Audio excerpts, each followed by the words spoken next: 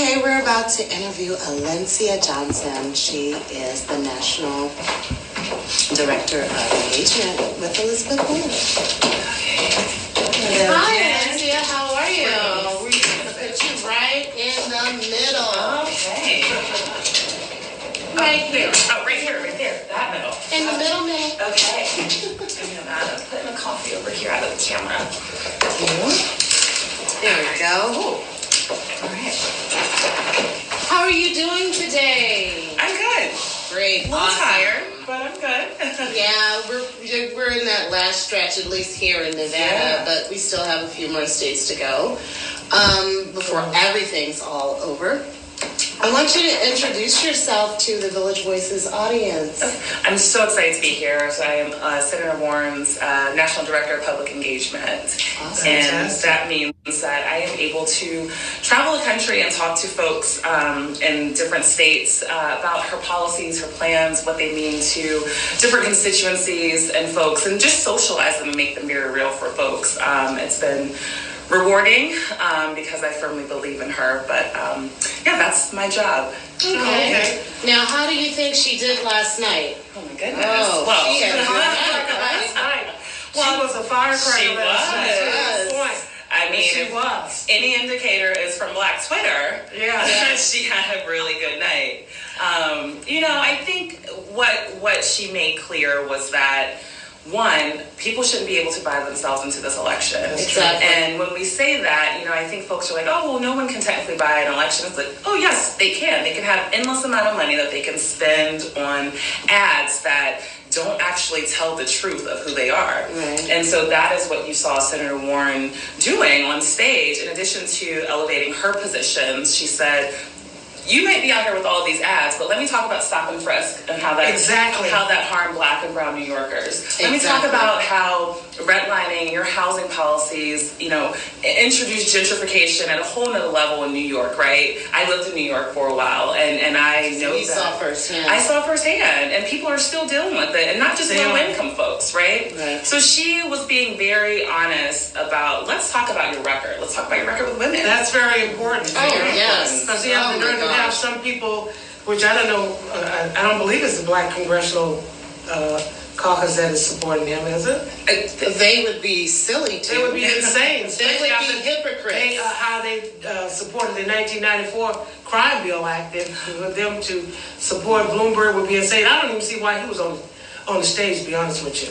Well, Me either. It's unfortunate that, which is the case that we're trying to make of being able to buy yourself into polling because you're doing so many ads, and then the DNC changes their rules, and Yes.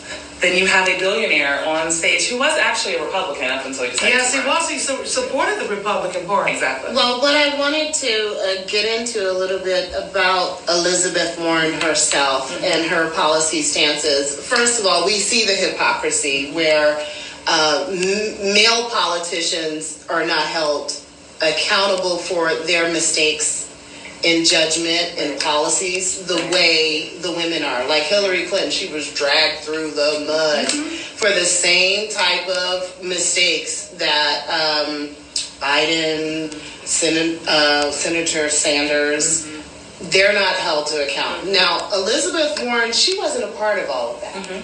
So I think that she really pulled well among African American, especially African American women early in the game. She still really has strong support among African American women. Why do you think that is? Why do you think that people are recognizing that she's okay? What do you think her attraction to Black American women are? I will say for me personally, I think this is, for me personally, as a Black woman who, before I started on this campaign, I worked for Planned Parenthood for 6 years, their national office, committing to reproductive justice issues and, access to contraception, to sex education, to having a conversation about maternal mortality, right? And understanding the systematic issues that have put us as Black women in these positions where it's not just agency over our body and healthcare, it's the intersection of where we're living, it's the fact that we are not paid the same as our white sisters or white men, right? What is the intersection there? And for Senator Warren, she has been so just beyond amazing at getting to the root cause of problems. Yes. And I think folks will see that viral video from her conversation at She the People when she was talking about I redlining. watched that. That was very, very impressive. Talking about redlining and talking about maternal mortality, and I will be honest, there were some criticism. Folks were saying, "Oh, well, why would you hold hospitals accountable?" And it's like, yeah, because it's their responsibility to make sure that we are supposed to be taken care of, right? And Exactly. so I think it's her authenticity. I think it's her understanding of the systematic issues, and then the other piece of it, which is why this group, Black Women for Elizabeth Warren, started and endorsed her. And today we just received an endorsement from one of the founders of the Black Lives Matter movement, Alicia Garza. Oh, okay. And I think that is because, and I know these women, I've worked in movement spaces with these women who have pushed and challenged, especially white women,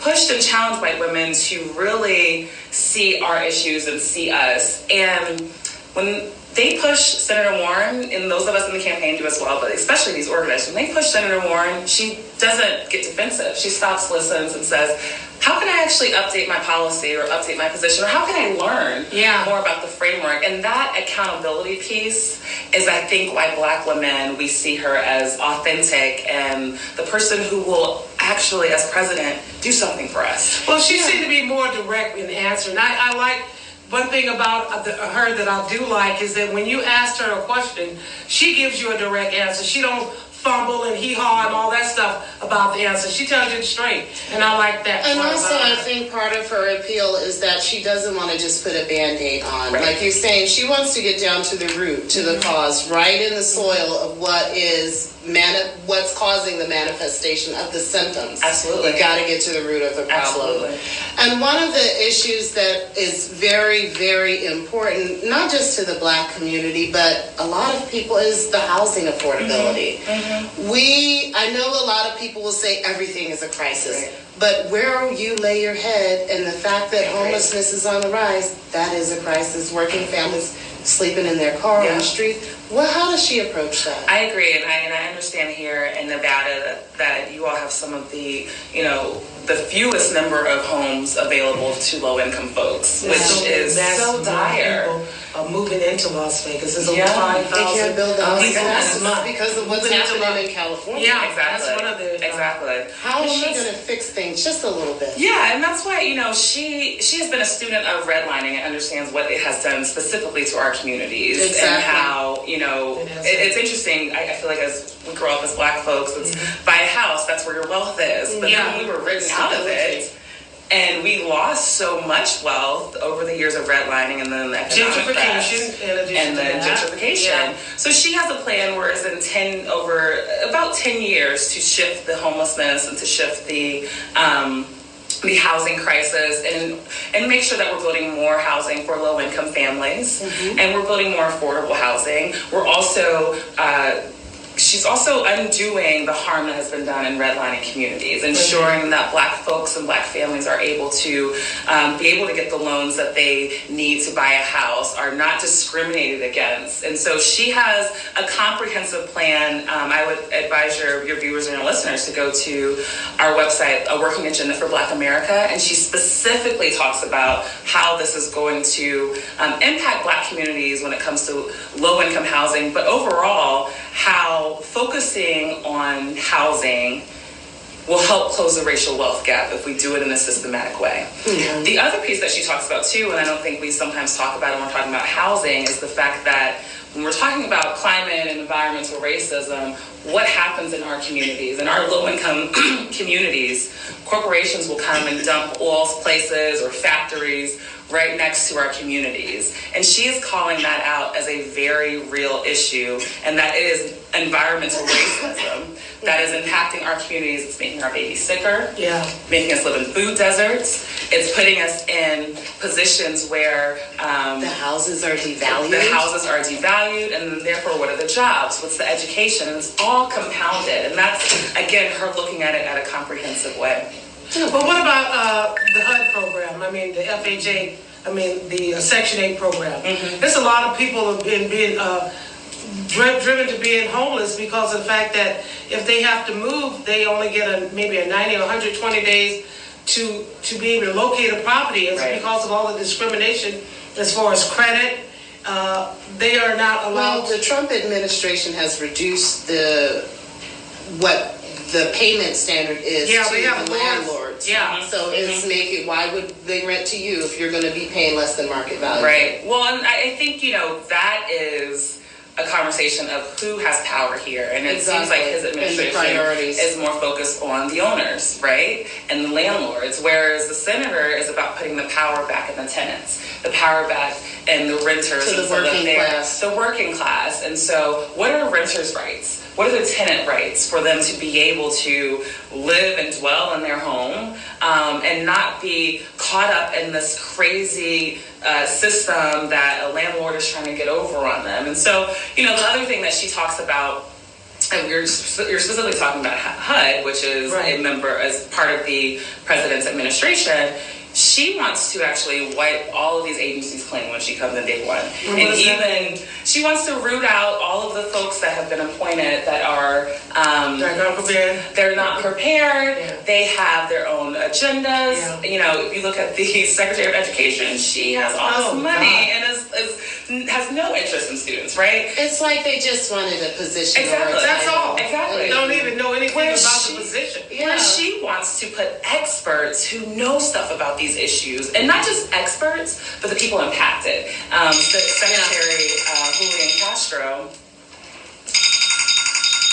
Secretary Julian Castro, he was the secretary of HUD in the Obama administration, and he tells a story of how when he was meeting with Senator Warren for the first time, he's like, oh, this is going to be a great meeting. She went to task and was asking him tough questions of like, okay, well, what are we doing here about, low-income renters or putting, affordable housing units? And so she is trying to look at it in a comprehensive way. And then even, I love that story because even among her friends, she's going to hold them accountable. Well, that's Exactly. And I know Accountability is we've good. got to wrap things up a little bit because you guys are on a push here. The caucus is this Saturday.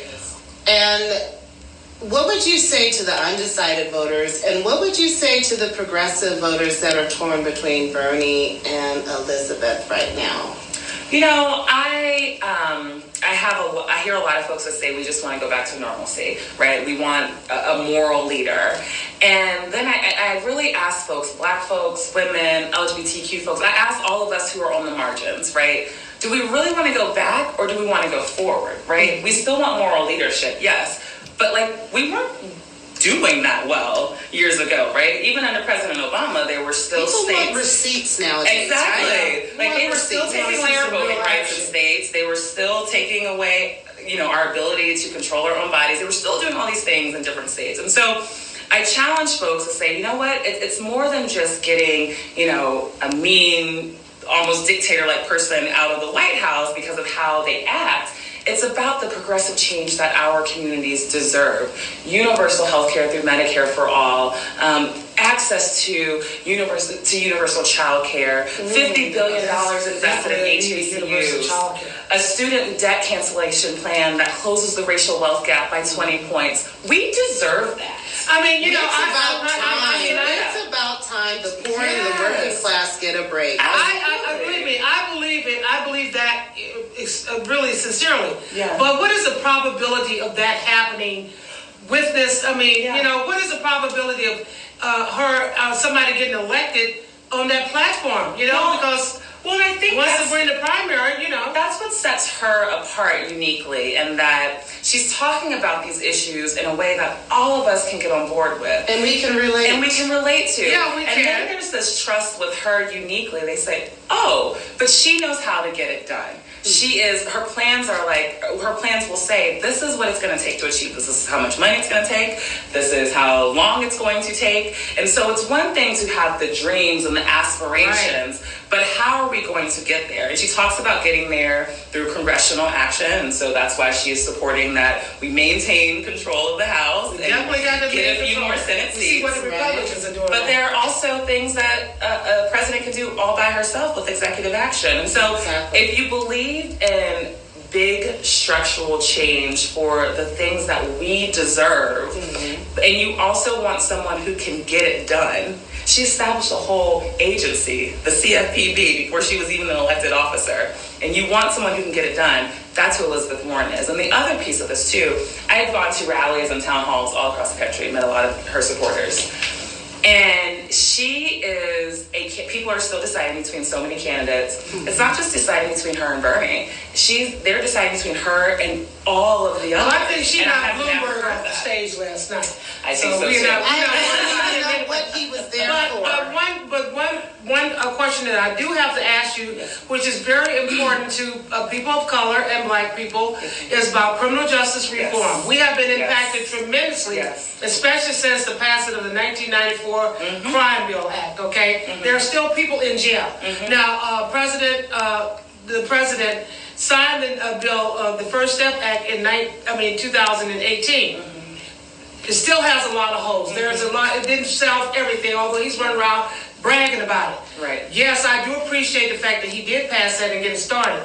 But what will she do as a second step app to fill in the blanks to help people incarcerated? Unfortunate. Indiscriminately. We have a very comprehensive criminal justice reform plan that isn't just about policing. It is about reimagining public safety. Yeah.